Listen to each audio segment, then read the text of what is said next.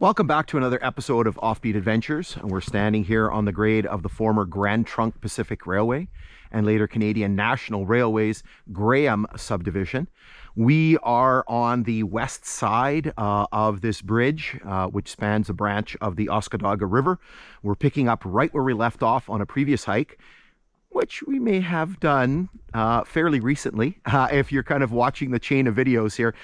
So basically what happened was we were here a couple of weeks ago to record this section, basically, which was a 6-mile section from just to the east of Flet Station to here. Didn't turn out very well because it was kind of misty and gross. Kind of a day like today, but it was misty and there was water coming down, and I didn't like how the video turned out. So we actually just re-recorded a portion of that hike. We're going to do another piece tomorrow. But so we literally just did that. And then what we're going to be doing today is we're going to be continuing on and doing the 4 miles of this hike. So we did 4 miles of the previous hike just a couple of minutes ago. And so we're going to continue on this way, 4 miles. We're going to be passing a station. We're going to be passing Griff Station. And we're going to be working our way very close to the station after that, which is Horn Station. So this is a brand new section. I've been through here a couple of times. We were through here in the summer, so I was through here in July, kind of doing a little preliminary work, and then I was through here again in a couple of weeks ago. About 3 weeks ago. Drove all the way through here up to Raith, and then again I was just here 2 weeks ago because we did that section, and then obviously we biked in through this section here. And so now we're going to be but again, we've never done a video of this before. This is all sort of unexplored territory, or at least by this video series. So again, we're leaving the bridge behind. We're going to be getting into a rock cut momentarily here, and once we do that, then we can we'll do our history lesson. We've done a lot of biking today. I've already done 20 kilometers, and so I am tired. I biked Luna 8 of them, so I let her walk this section. I biked her the 4 miles back to where we started the other section, and 4 miles back. I'm gonna let her walk this section here because I'm a little tired. So yeah, we've got about 6.5 kilometers to go to get to our destination. So here you can see we're getting into the first of a few rock cuts. Not particularly high, not like super high, but I mean probably in that 10 to 12 foot range. A little more prominent here on the what direction are we heading here?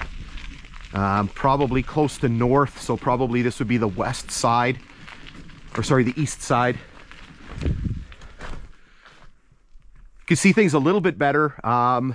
So I was just talking about that in the previous episode. So a couple weeks ago when we were doing that episode, the colors hadn't hit the peak yet. They were just starting to turn yellow. There's still some green in here. And last week we hit the peak.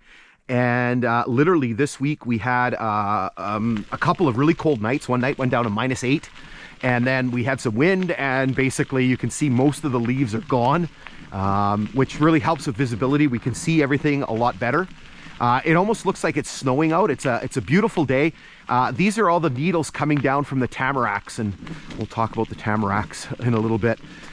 So let's do our history lesson here. So this line was constructed by the Grand Trunk Pacific Railway Company between 1905 and 1908. Its parent company, the Grand Trunk Railway, was one of the oldest railway companies in Canada, dating back to the 1850s. This was going to be an attempt by the Grand Trunk to construct a second transcontinental railway across the country. Unfortunately, Grand Trunk was kind of on the fence about doing this. Obviously, it was going to be a big endeavor. There was going to be a lot of challenges involved, and so they weren't really overly keen on kind of doing this. And there was, you know, the time when the discussions happened, and then when the construction actually, you know, when shovels hit the ground, it took a bit of time for this to all kind of take place. So here we're getting through another rock cut here. We talked about this in the previous episodes. Normally these big holes here are filled with water. It's been very, very dry. The month of September, we got 6 millimeters of rain. We've had a little bit here in October. I don't know how much, but obviously not much to do much of anything. You can see it's still very dry. The rock cut here is probably about, I don't know, 8 to 10 feet high. We had a little bit of rain last night. but it's obviously hasn't done anything. Luna's looking out of this tiny little puddle here. Have to get her some water. She's probably thirsty. And so you can see the rock cut continues on here. So anyway, as I was saying, the Grand Trunk Company wasn't particularly overly enthused about building this transcontinental line, and there was a lot of back and forth between them and the federal government. Here you can see the rock cut continues about the construction of this, and so finally they came up with an agreement. Here we get a little bit higher in the rock cut. Sorry, I keep interrupting myself. So you can see it's much taller here. We're probably in at least the 15, maybe pushing closer to 20-foot range here. You can see the very jagged nature of the rock and the blasting. Again, the type of rock, the very crude blasting methods that they would have used at the time. You know, you don't get really those really straight lines on the rock cuts like you would see on later rail lines when, you know, they had much more modern techniques. Oh, it's a little mucky in here. So again, very high. Really neat to sort of go through this. So as I was saying, so finally the Grand Trunk Company managed to come up with an agreement with the federal government to build this line. So the plan is that the Grand Trunk was going to build the western portion of this transcontinental line, everything from Winnipeg to the west coast at Prince Rupert, under the name the Grand Trunk Pacific Railway. And then the federal government was going to build the eastern portion, everything from Winnipeg to New Brunswick, under the name National Transcontinental. Now, this line was a bit of an anomaly because it was a Grand Trunk line, but it actually connected to the eastern portion of the network, the NTR portion, because it was going to basically join the NTR at a place called Superior Junction, which is just to the east of the modern community of Sioux Lookout. So again, construction began in 1905 and was completed by November of 1908. So the line opened for traffic in November of 1908. Now, eventually the Grand Trunk Pacific, the NTR network, was built, but shortly thereafter, some problems arose about the operation of the line. So the plan is that the Grand Trunk was going to operate, obviously, their line, and then they were going to operate the NTR for the government. Well, they balked at that. Basically, they backed out of the agreement and said, no, we're not going to do this. And so now the federal government's got a problem because they've got this, you know, thousands of miles of railway line that nobody's going to operate. So what they had to do was they actually had to create their own railway company to operate the NTR. And so that line became known as the Canadian Government Railways. Here you can see, sorry to interrupt myself, but here you can see we're passing through this area with lots of tamaracks. The tamaracks are a species of larch. They are one of the few coniferous trees that lose their needles. And so you can see all of these needles down, and you can see the beautiful golden yellow color of the trees.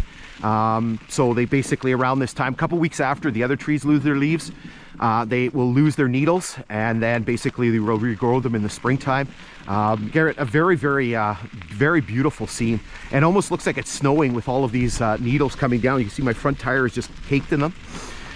Okay, so the federal government created its own railway company to operate the NTR, and that became known as the Canadian Government Railways.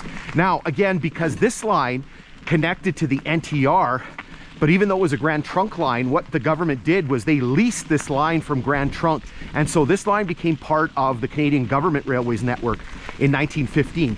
So it had originally been the Lake Superior branch, or the Lake Superior division of Grand Trunk Pacific. In July of 1915, it became the Fort William and Raith subdivisions of Canadian Government Railways. And so it operated as such until late 1918. There was a whole bunch of upgrades that were done during that time. And then in late 1918, the Canadian Government Railways were merged, amalgamated with Canadian Northern to form Canadian National Railways. So in January of 1919, the name of this line changed. It became the Fort William and Raith subdivisions of Canadian National Railways. Then later that year, the name changed again. It became the Lake Superior subdivision of Canadian National.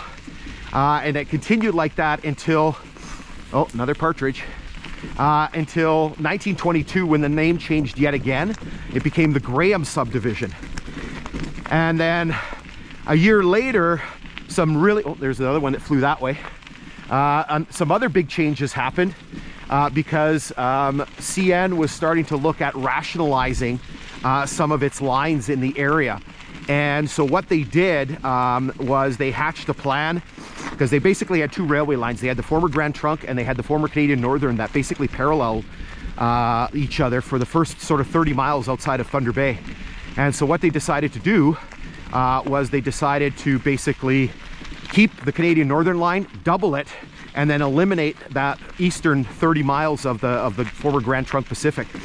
So in 1923, they began construction on a bridge just further to the east here that would allow the two lines to utilize the Canadian Northern route, basically doubled the line, and then they would split off. So in 1924, this line's name changed again. It was split into two subdivisions. It was split into the Crest and the Graham subdivision.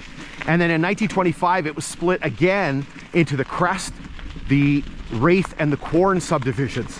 And then in 1925, the Crest subdivision was eliminated. That eastern portion that we talked about was eliminated, and then the entire line was just the Raith and the Quorn subdivisions, and that continued until 1931, when it reverted back to the Graham subdivision. And the line operated until 1994, when CN decided to abandon the line, and the rails were ripped up shortly thereafter. Okay, very long, very convoluted and complicated story. Lots of name changes. So here we're starting to get into a swampier area. You can see that by all of the tamaracks that are here.